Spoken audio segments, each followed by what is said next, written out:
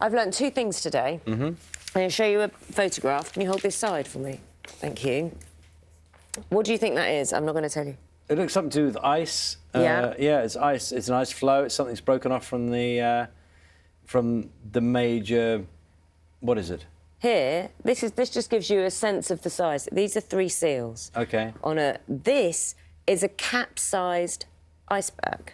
Okay. So, and it is ice flows, you're absolutely correct. And I was reading it, and this is in the Bellingshausen Sea, which is off the west coast of the Antarctic Peninsula. But I'll put it down because it is a rather beautiful picture. But I've just learned about how icebergs capsize. And basically, they break off from the ice shelf, they crack, and then they flip over. Because they've lost their their stability. I just can't imagine an iceberg capsizing.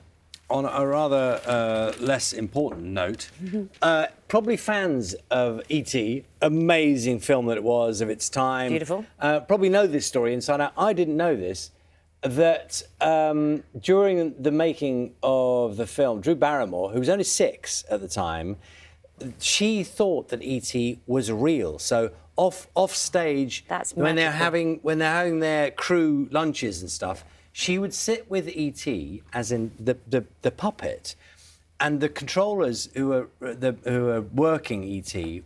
would always kept behind the scenes, so she never knew that E.T. wasn't real. So she'd bring E.T.'s lunch.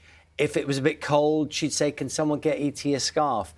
And this is a story from Spielberg himself, but Drew Barrymore has told the same story as well, that they thought it would be better if she genuinely believed that E.T. was a real creature. So they kept the illusion alive. It makes it magical in so many more ways, doesn't it? What a lovely, and how lovely of the crew to kind of do that for a 6-year-old actor. Lovely.